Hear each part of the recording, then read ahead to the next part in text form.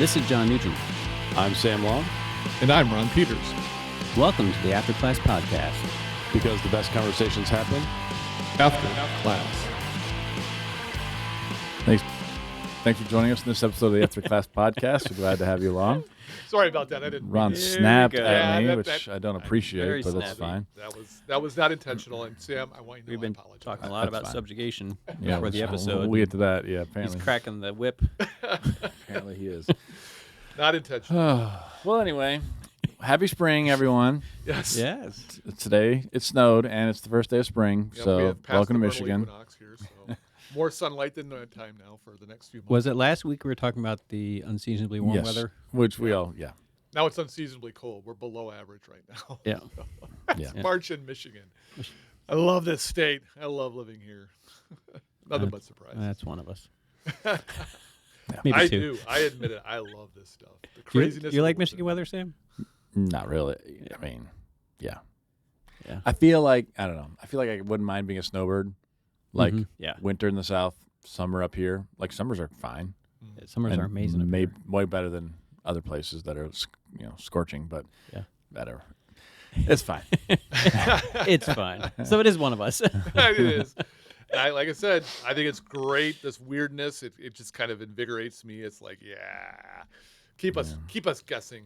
Michigan climate.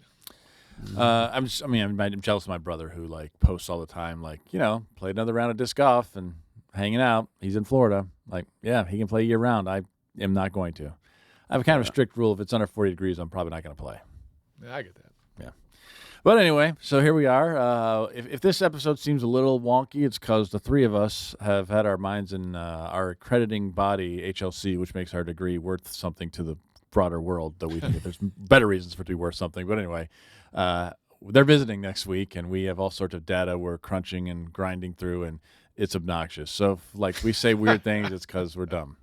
And we're Yeah, my brain is mud. That's all I did yesterday from 9 o'clock in the morning until about 2:30 this morning. Yeah. I did nothing, and I paused in the middle to watch Dune 1 Oh, okay. so that next Tuesday I can watch the movie in a theater. yeah. I still haven't seen. Besides that, it was all accreditation, number crunching, preparing reports, and So a grueling faculty meeting Yeah.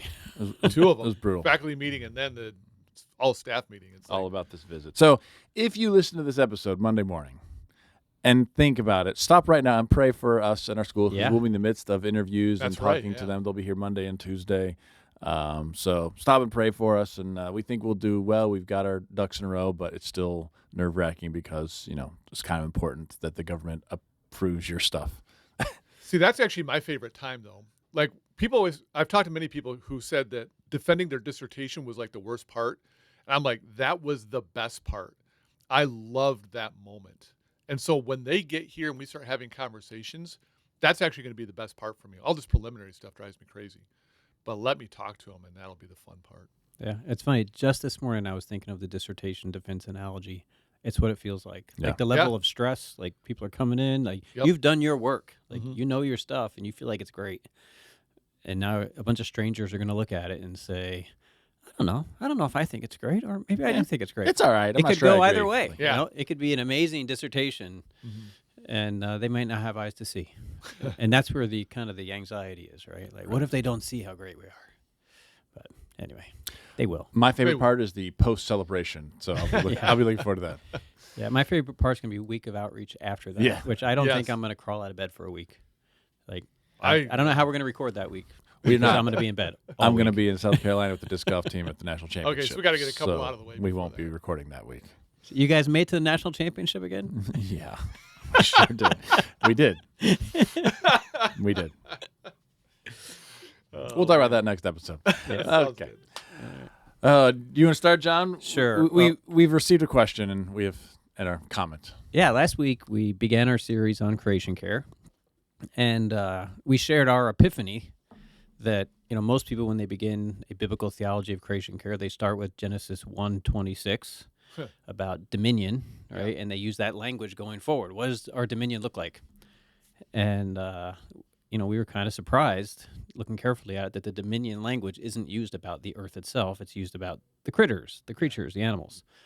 And so we thought, we have to build our theology of creation on a different foundation, and then we moved to Genesis 2.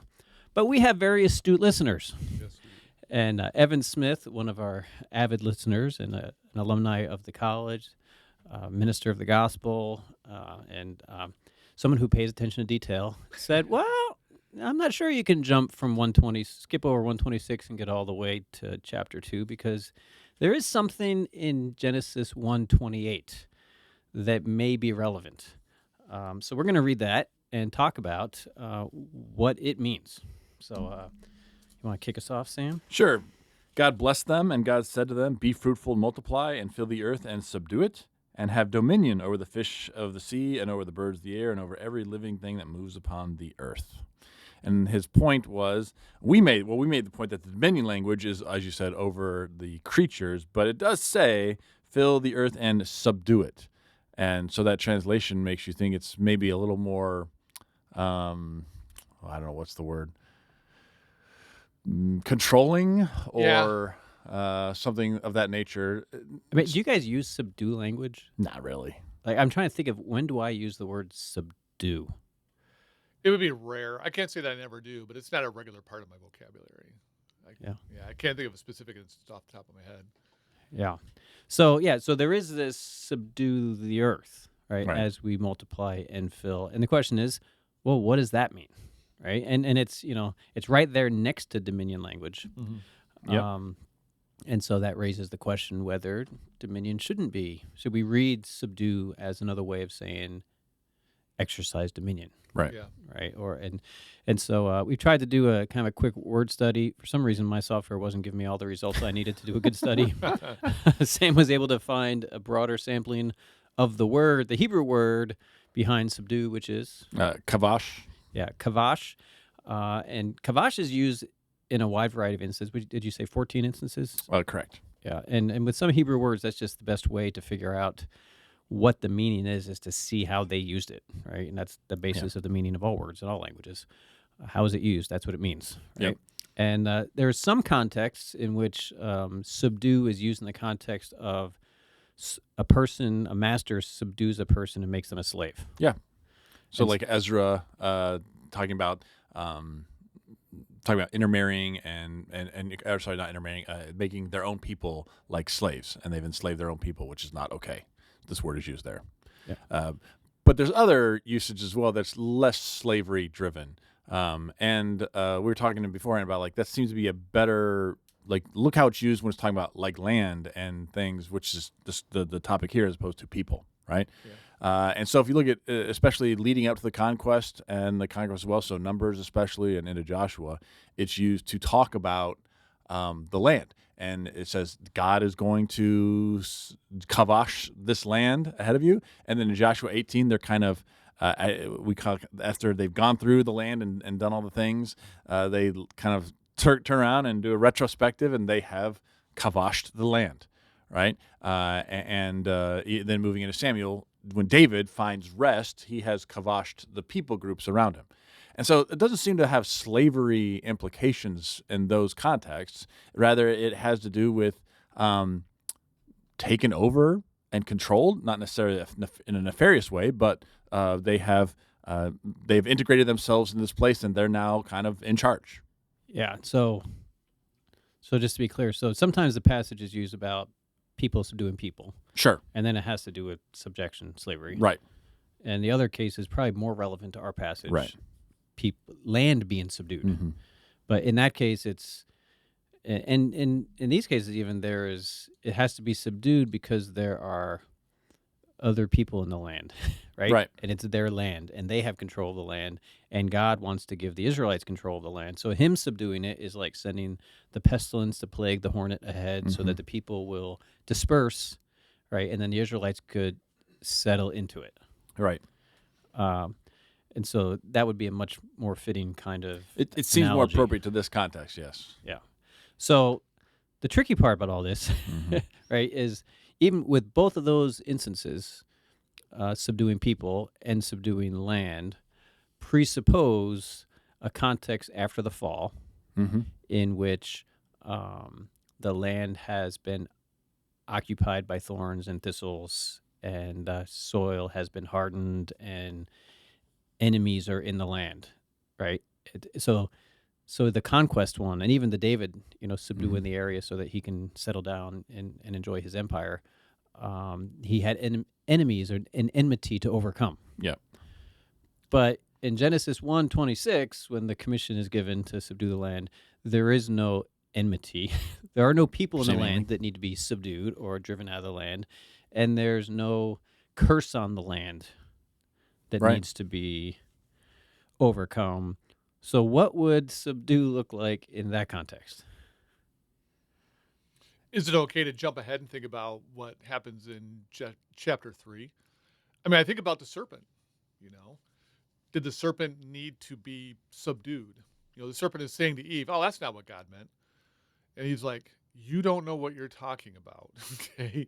You're trying to tell me that's not what God meant. I know what God meant better than what you know what God means." Like, was her job to say to the serpent, "I've been given a commission. Our job is to fill the earth, to subdue it, have dominion over the fish and the birds and all that kind of stuff." Would that have been a situation where she would have exercised proper authority to get the serpent to be subdued? Yeah. Well, that's tricky because that properly is the dominion, right? Because they've been given dominion over the animals. And so the dominion, Okay, that's how fine. she should have related to the serpent would have been the context of dominion over the creatures, him being one of the creatures. And frankly, one of the interpretations of 128 is that this is what it's talking about. It's not really talking about the earth relating to the soil. Mhm. Subduing the land is having dominion over the animals, right? And driving them out of the space so that you can live there. So that's one interpretation. Subduing the Sure. earth is clearing out the animals so that humans can have space to set up their tent, right? Or it could be to me, there's a 50% chance, right, that it's actually not even talking about how we treat the earth and soil. It could be subduing the land is exercising dominion over the animals and creating space for humans to dwell. And the other half is you're subduing the land itself, which in a pre-fallen world would mean making the land habitable so that humans can set up shop, set up villages, homes, towns. So there might be brush that needs to be cleared away, right? There may be surfaces that need to be leveled. The land, if the human population is concentrated in one area and it's going global, well, there's going to be a long time before people reach the utter reaches of the earth. Yeah. And so it's going to be overgrown. Mhm. And space needs to be made for humans to occupy it and raise families and raise civilization. And that it's a subduing, right? It's taming the wild growth, right?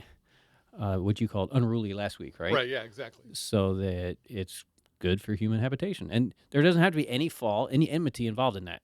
It's just good preparation, clearing the space.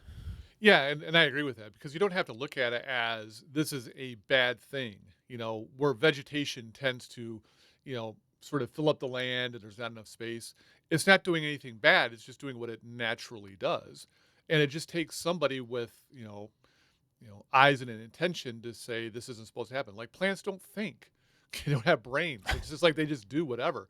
And so it takes somebody who's been charged by God to say, all right, let's just make sure that we don't have all this extra growth here that's choking out everything. Let's just make sure everything's in its proper place so that it can maximize its fruitfulness. And, as you rightly said, John, where we can have a place to live in the midst of it.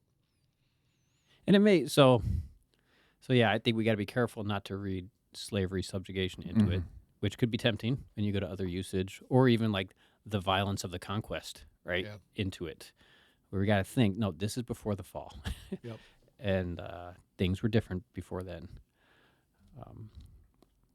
And there's another kind of point, I guess, of interpretation that being fruitful, multiplying, filling, this is what has to happen before the land can be habitable by humans. Like once they subdue it and they live there, it's not necessarily a verb that's describing what they will do in the land once they're there. Right. You know what I'm saying? It's like preparation so they can live. Right. Yes. It's not an ongoing process. Yeah.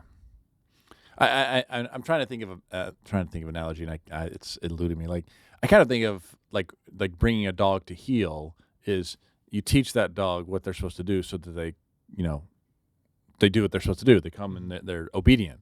But I don't know if that's exactly it either, because that does have some connotations that aren't necessarily great. Because we have dominion over dogs. Right. Right. Yeah. Right. And Which so, again, we shouldn't read fallen human dominion into that either. Right. Right. Yeah. Well, yeah, we got to be careful of anything that leads into exploitation, because I think that's what a lot of people have done, and a lot of Christians have done in the past, to say, "Oh, we can do whatever we want with it. We can exploit it to our benefit," without really thinking about the consequences to the land, the plants, and the animals. And so, like, subduing the earth or even having dominion over these creatures, it's like we're still trying to think about what's in their best interests.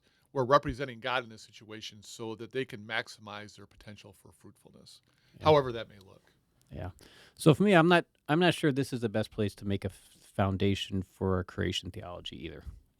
Precisely because I think it's just describing the human task of taking an earth that is just doesn't have humans in and going out and settling it.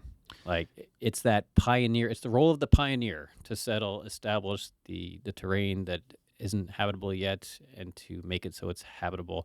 Once it is, then your action, what will you do on an ongoing basis? Subdue isn't really the right language. Whereas chapter 2, the place in the garden, is kind of describing, like, this is the place where they've been set to live, to dwell. This is going to be their ongoing occupation in relation to the soil in which they dwell. Yeah, it seems like it's almost continuing the same thing God was doing in Genesis 1, the whole forming and filling. So now that it's formed, it needs to be filled so that it can become useful. Because just having a bunch of water is not useful. Having a bunch of light is not useful. But when you actually fill it and sort of make it into something, right? Separate the light and stuff dark. is there, but then you got to actually make it into something that is useful. And I think that's what the challenge is. Like, it's there now. Now you've got to make it useful by filling it, by cultivating, that sort of thing. Well, that's kind of an interesting way to look at it too, because that's just an extension of what God is doing. Right. Like, God took useless stuff and made it useful, and he's like, all right, now I'm giving it over to you. Your job is to take the next step, doing what humans can do. God has done what only God can do with it. And he's like, now your job is to continue to make it useful in a way that's consistent with your creation. Yeah. This may be jumping to application a little bit way ahead of time, but Second this whole episode? conversation has reminded me of, and I think I've said this on the air once before, like when Beth and I bought our house right down the road from here, I thought it was my job to subdue my property. And all around my house has lots of surfaces, lots of fences and stuff, and there's just lots of weedy, crazy stuff. And, I viewed it as my role is to, like, get control of this. Right. Mhm. And by that, I meant I want to do the least amount of work. And so I basically rounded up the whole thing, killed all the vegetation around my house. Oh, wow. And then I threw mulch on it and said, I'm good. And boy, was I wrong. I subdued it, I think, in the fallen way. Like, I just went there. I didn't get to know my soil. I didn't get to know what plants were actually growing around my house. Turned out there was a master gardener who lived in this property before me, and she had found out the perfect ground cover to go on the north side of the house, and the perfect ground cover to go on the east side of the house and the south. And I just killed it all. And I thought I could just plant whatever I want there. And like, oh, we want a lilac bush there. Boom. And it'll like thrive. And we want this there. And as I started to plant what I wanted around the house, the land just kept telling me no.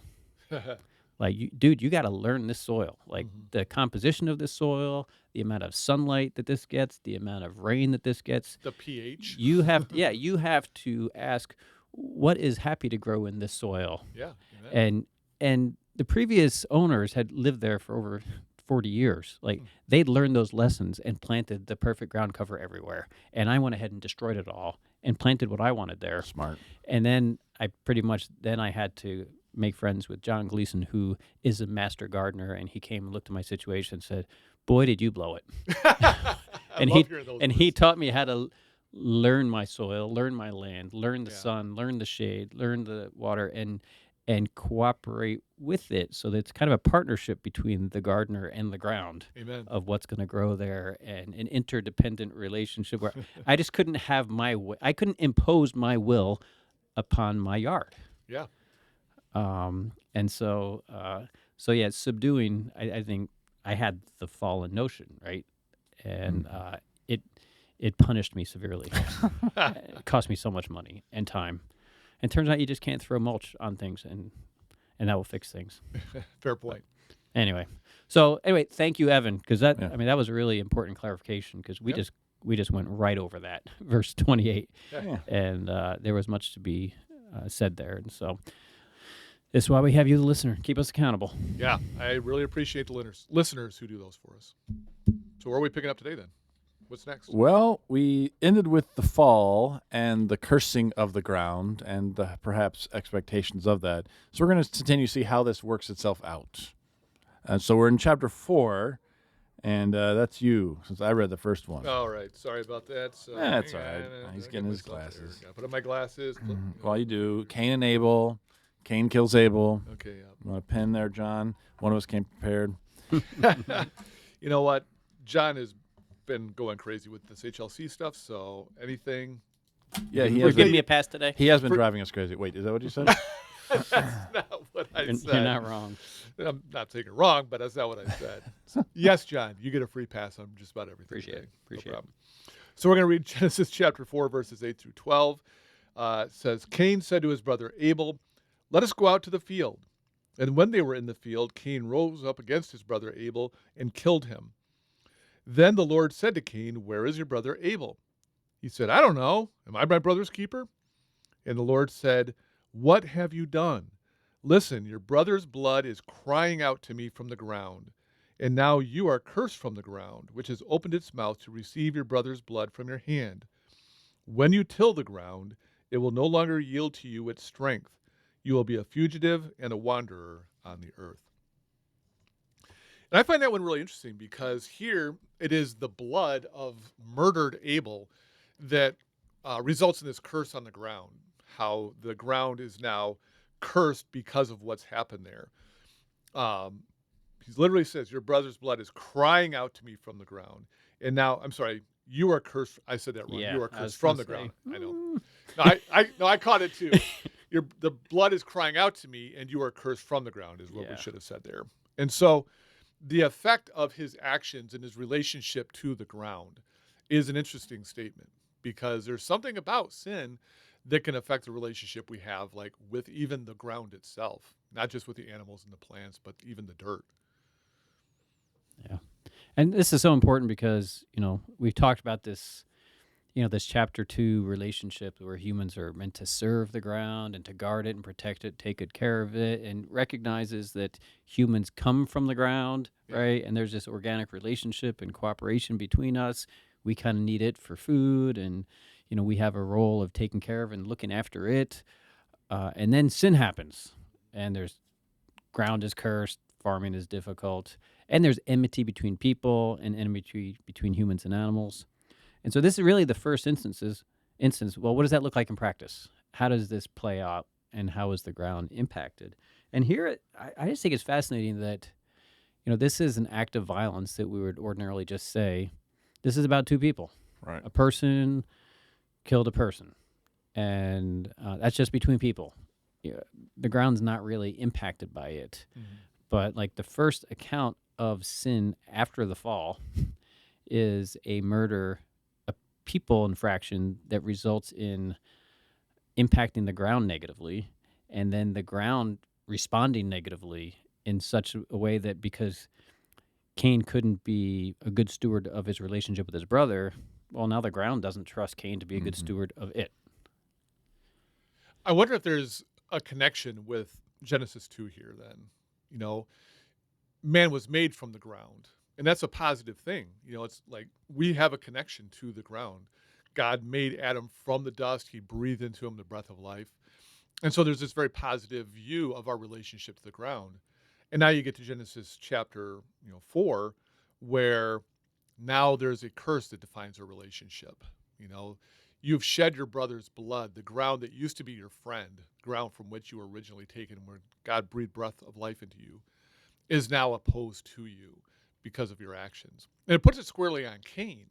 It's not like there's something bad about the ground. The ground hasn't done anything wrong, but it's Cain's actions that have now compromised the relationship between him and the ground.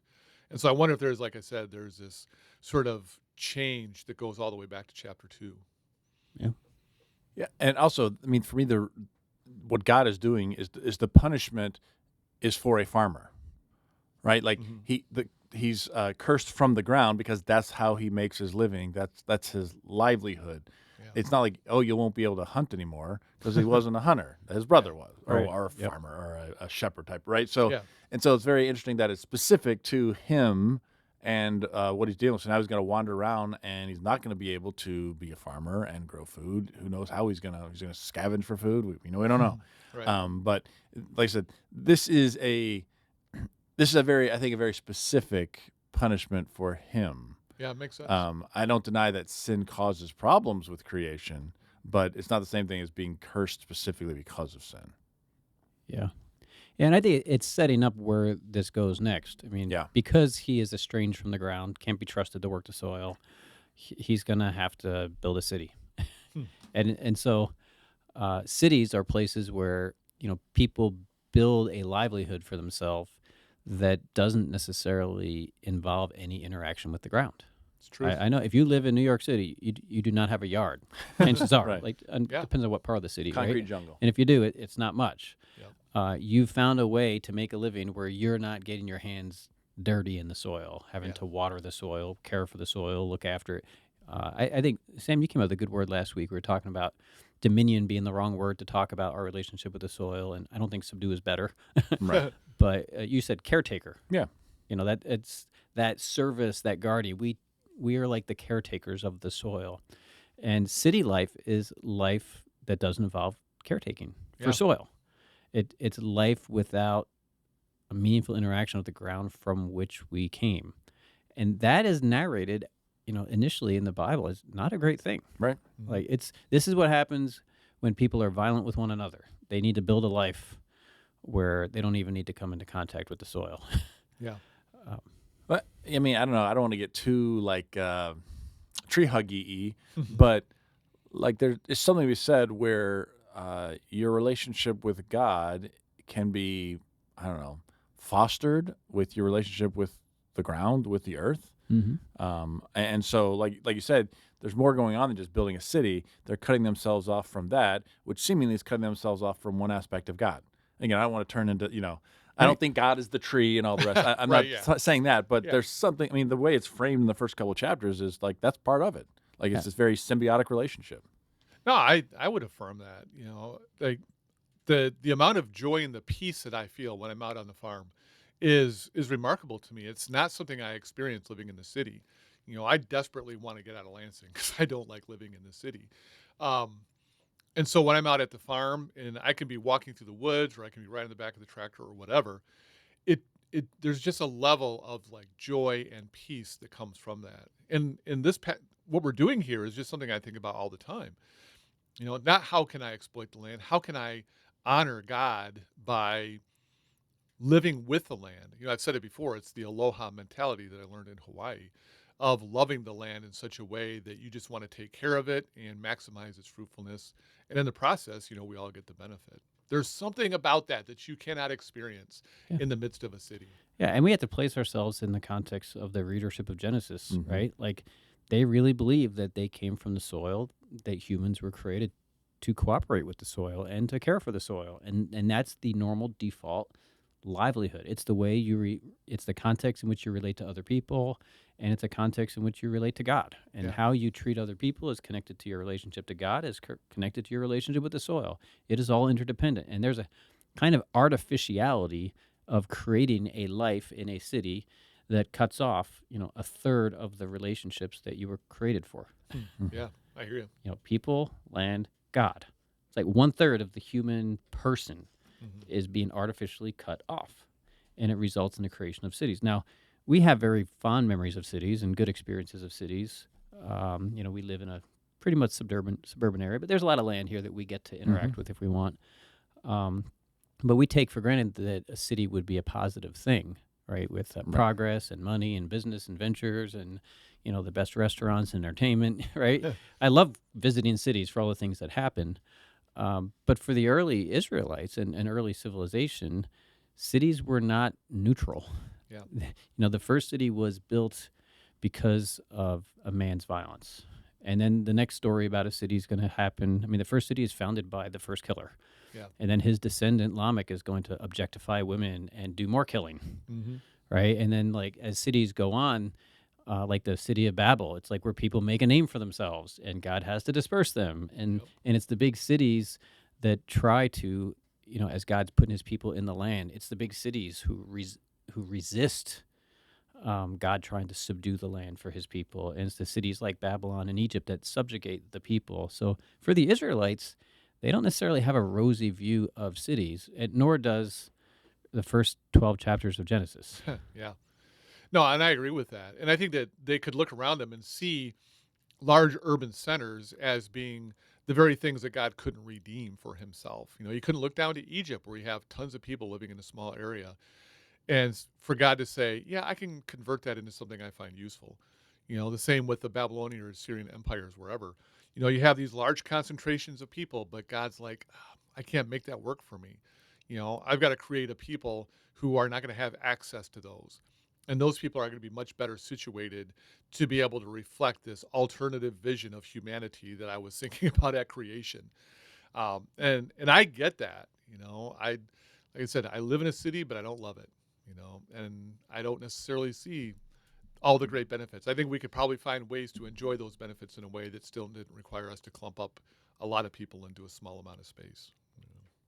Not to belabor the point, but I was in Las Vegas this weekend for a Oh, conference. right, yeah. And like, I don't know if people realize Las Vegas is set in a bowl surrounded by beautiful mountains. Yeah. I don't think I It knew is about the bowl part. Unbelievably beautiful. Yeah. And that's all I cared about, not all the lights and glitter of, the strip. Like, because I went down there and whatever. I'm like, yeah, whatever. I'd rather spend my time. It is amazingly beautiful. And if all you care about is going downtown and whatever, you're missing it. Well, the next time we're in Denver for SBL, I've got to find a way to get out of town. I didn't get to last time when Yeah, you guys you went missed for out. that hike. This next time, I've just got to figure out Yeah. a way to make that happen. So, All right. all right. So connection, in the creation, there's this connection between humans and the ground. And then even as civilization grows, there's a connection between us and the ground that is even mediated by how we relate to one another. And we're going to see passages like in Torah that say this is not just a one-off thing, that Cain's murdering of Abel pollutes the ground. We're going to see that there are laws in Torah that when humans kill each other in the promised land, it pollutes the ground. Right. Like humans' violence continues polluting the ground throughout the Bible story. Our next passage is Genesis 6, 11 through 13. And here we're getting into the Noah and the flood account. So beginning in verse 11, now the earth was corrupt in God's sight, and the earth was filled with violence. And God saw that the earth was corrupt, for all flesh had corrupted its ways upon the earth. And God said to Noah, I have determined to make an end of all flesh, for the earth is filled with violence because of them. Now I am going to destroy them along with the earth. Okay. Yep. So the point here is that with the rise of violence in the world, it's spiraling out of control, and God says the only thing that's going to stop it. I tried limiting their days; that didn't seem to do it, and so we're just gonna flush it clean and start over. And we talked about in previous episodes that God's goal here is to sort of flood the sin out of the world, which apparently also includes the earth, which is kind of interesting. What that means. Has the earth become so contaminated as well because of human sin, or is just I can't do one without the other? Is a baby bathwater situation? Yeah. Well, I mean, if, water, What? If the flood water. Okay. Sorry. Well, No, I mean, if the earth is crying out because of Abel's blood, how much more must it be crying out as violence continues to Exactly. increase? Yeah. The earth is like, you're choking us to death. Again, it's not like the ground is bad. The ground hasn't done anything wrong, but now it's just becoming more and more corrupted, not by its own, activities, but because of the blood that's being poured into it. And God's like, I got no other choice. If I'm going to try to fix this situation, everything's got to be cleansed. And even cleansing the blood from the ground is a part of that process, it seems. Yeah. Yeah, I don't want to get ahead, but what you're talking about, the earth groaning, reminds me of Romans, which we'll get to Yes. Romans 8, but like that's exactly what I think of when I think of that passage. Yeah. Amen. Agreed. Yeah. So the flood account, as much as it's a story of human sinfulness, it's also the story of the earth. Mhm.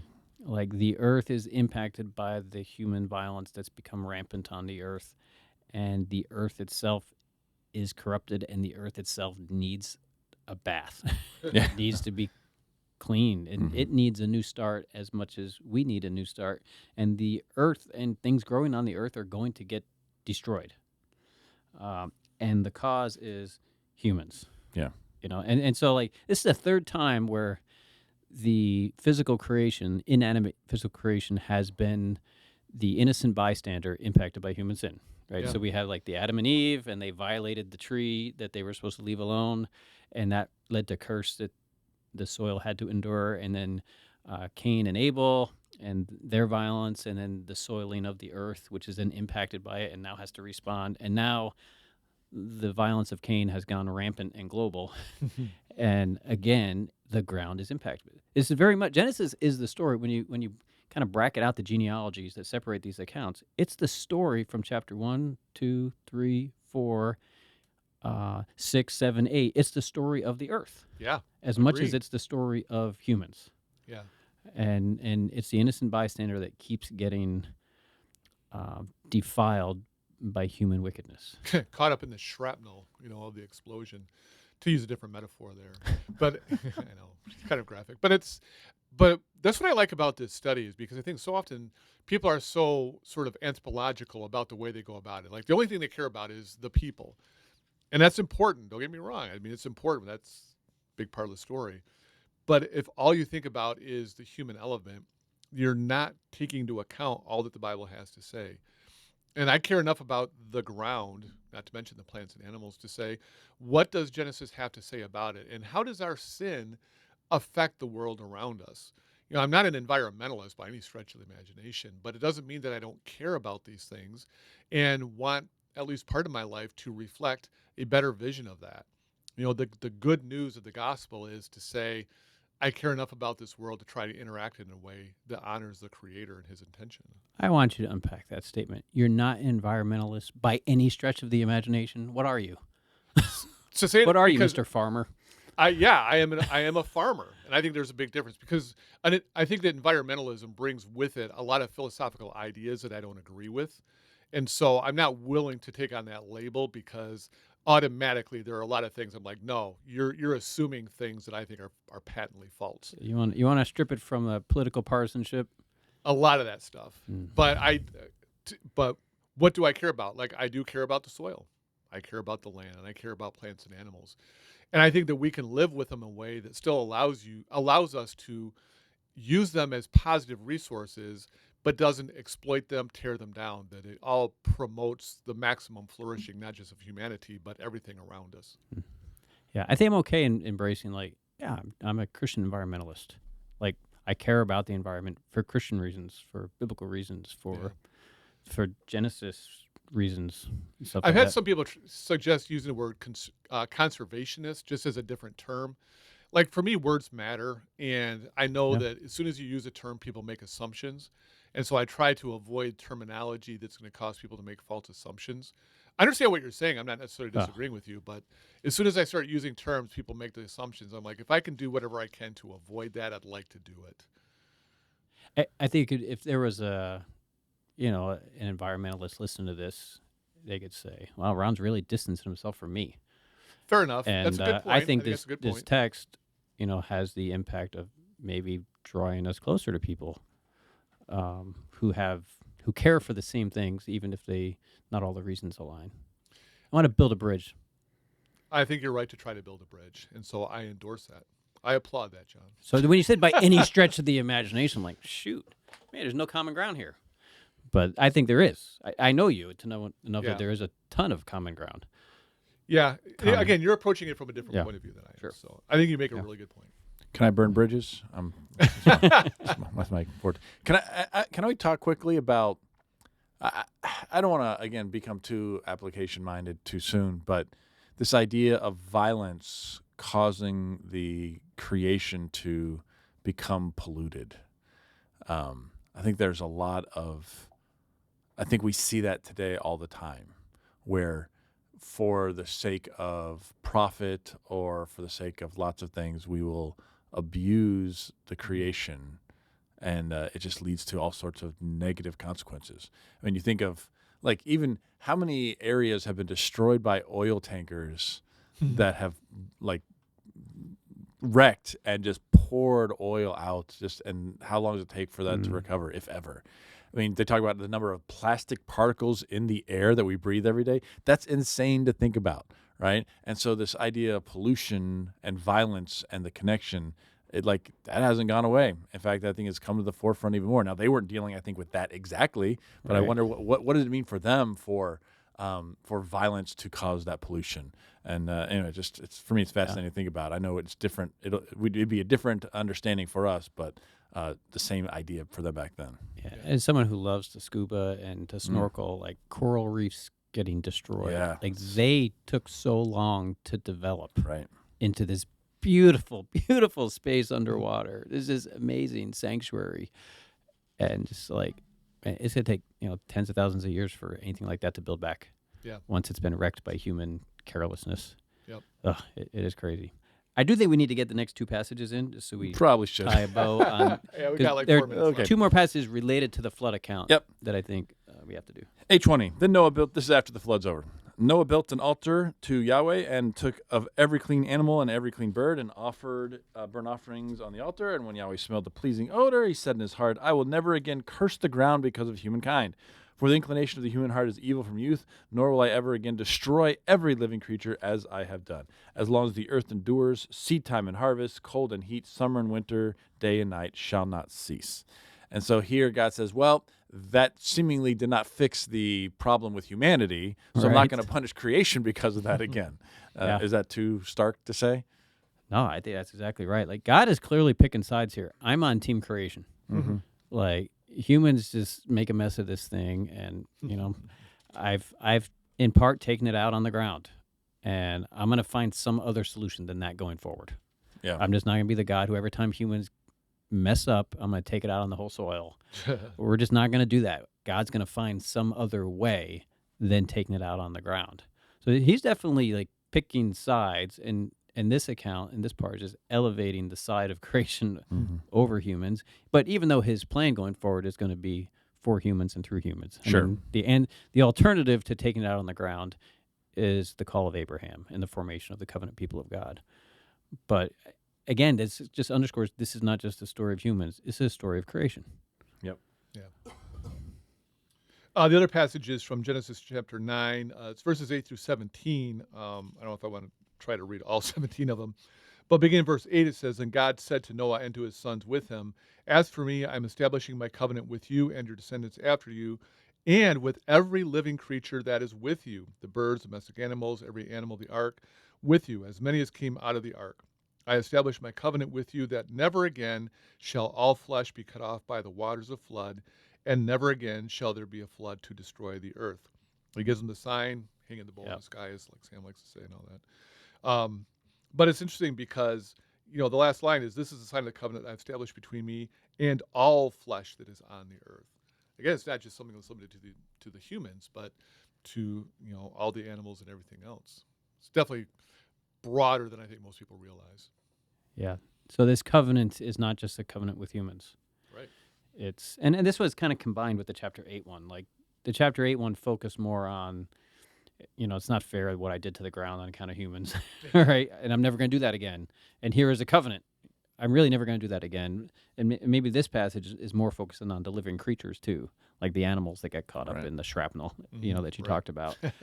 But it's a covenant with all creation, and it's a covenant with the earth, which again just underscores, Genesis 1 through 9, the primeval history, and we're going to get some genealogies in the next chapter, and then the Tower of Babel, right?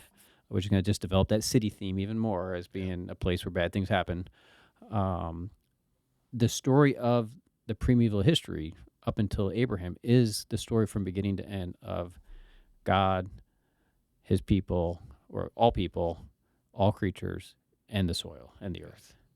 And the promise is not just a promise for people don't have to be afraid of water anymore from the sky, but that the ground can know that its maker is never going to turn on it again on our account. So God's the ultimate caretaker. That's true. There you go. Big time. All right, I think that's it for today. Thank you so much for joining us in this episode of the After Class Podcast. After Class because The best conversations happen. After class.